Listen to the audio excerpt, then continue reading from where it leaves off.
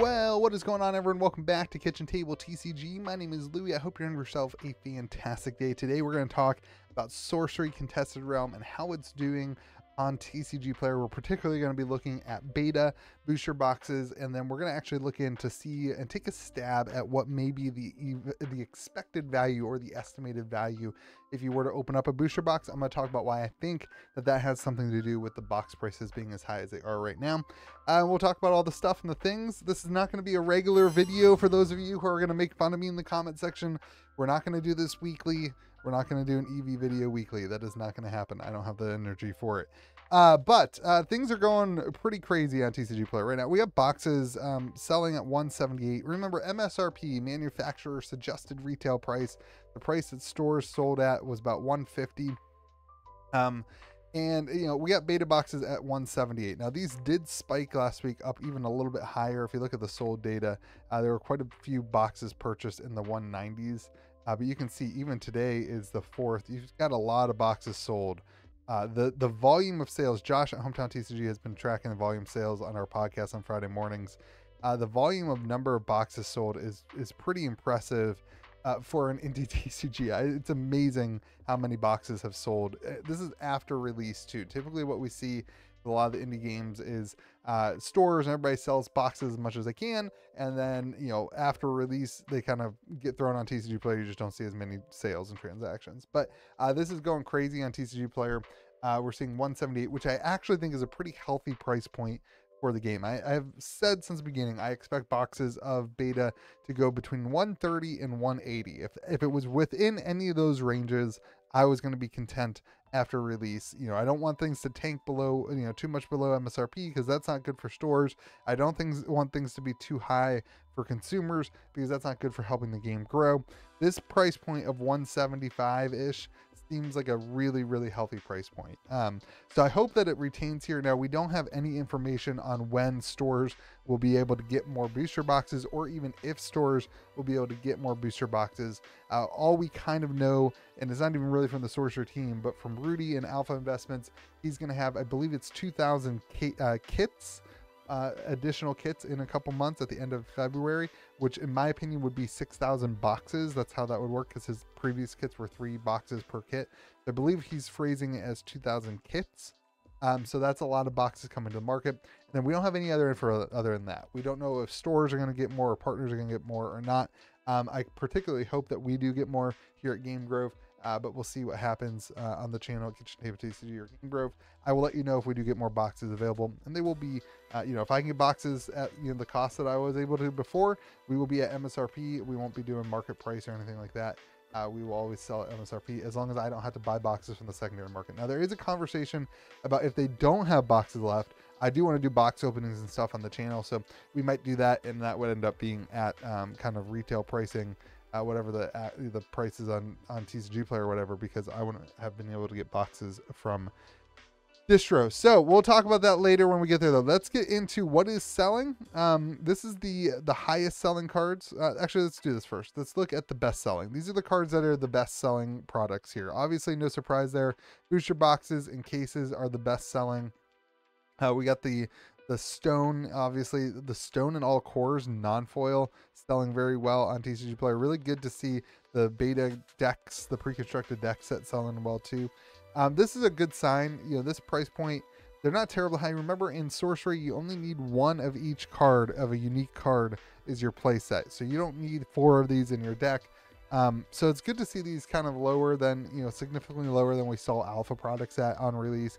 Alpha product released and Philosopher's Stones were $700, right? That they kind of never, they got down to like 400, I think, but they never really started out at this low price at 160. I know that's still expensive, but remember, you only need 1 in a deck, and it's not necessary to play the game. Because it's in your deck, it's not outside your deck. It doesn't start as like an equipment or something like that. You don't see these cards super often, so while they do add to the game, they are not required to play the game. And so before people come out and say, oh my gosh, you need this card to play, you don't need it to play. It's certainly advantageous to have it, but it's not going to change or wreck your deck if you don't have it. Same thing with the cores. You can only have 1 of each in your deck. So those price points seem pretty good. I think we will see them. You know, it kind of depends entirely on do we see more product or not. but only 12 listings, 9 listings. You know, that's not very many listings for these things. We're not seeing a ton of sellers come to market, which is super interesting. And then you have the kind of second tier of the uniques: Island Princess, Mirror Realm, Death Dealer, the same cards that we saw in Alpha. It's interesting to see Death Dealer, you know, wasn't just an expensive card because of the Frazetta artwork. It was an expensive card in Alpha because the card is so good. And seeing that here on TCG Player, my camera just went out. Don't worry about it. We're going to keep going. Seeing that here on TCG Player at, you know, the second most, one of the most high cards, it makes total sense to me because the card is so good. So you've got a lot of other cards selling the foils. You know, that's kind of hard to really understand exactly what the cost is. But we will we'll keep going there. And then you get the lower tier. So let's get into the EV here. This is how I've calculated it out. I kind of exported on TCG Player. You can do custom exports. I exported all the sales and everything. It's not sales, sorry. It's just low price or market price, depending on what they had available. So I exported it, I put them all here in the sheet, and then I've just taken the average. And I know some people want median and whatever. I'm just taking the average. This is the average. That's what it is. So your unique foil average is at 131. Now keep in mind, this could be very fluid. We could see this go up or low depending on the day of this video. But if you take a look at like Onyx Core, there are some of them selling at these price points. So it's going to take the average price here of all the unique foils, and it's going to give you that price point there. The unique foil on average is $131. The elite foil on average is $22. The exceptional foil on average is $9.46. Ordinary foils just under $5. Unique foils, or sorry, unique non-foils at 15. So again, you can see there's going to be some that are lower, some that are higher. And it does include, you know, like the Philosopher's Stone is at 160 and the cores are at 75. So you do have a good spread there of cards, but it's just giving you the averages. And then the elites at $1.27. Now this is the pull rates that I kind of feel like were the average based on my alpha box openings. Now keep in mind, I have not opened a ton of beta, but I assume that the pull rates are intended to be the same between alpha and beta, and I did open up quite a few of alpha boxes. We averaged between 8 and 10 uniques, so I put it down as 9. We averaged between, you know, that would then, it's 36 packs, it would correlate out to 27 elites.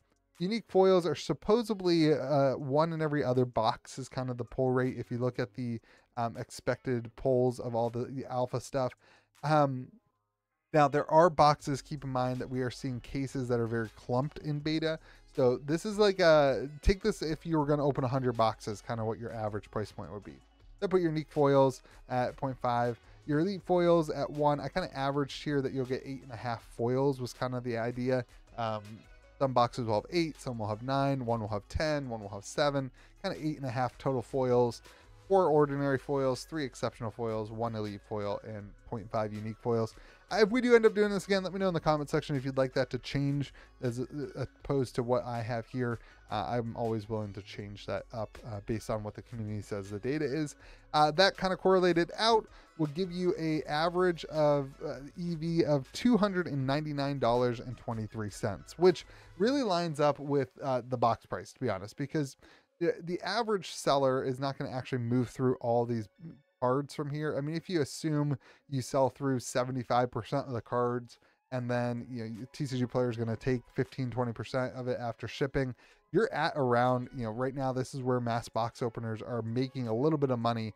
And this is what we're really seeing. This is kind of an important point here to talk about with Sorcery, because we have seen this in the past with Sorcery. The same thing that happened with alpha is now happening with beta, and that is I thought my camera was going to be back. That is that people who have the ability to spend a lot of money and to open up packs are doing so. They're buying boxes on the secondary market, or they're buying boxes if they can get them from stores or whatever.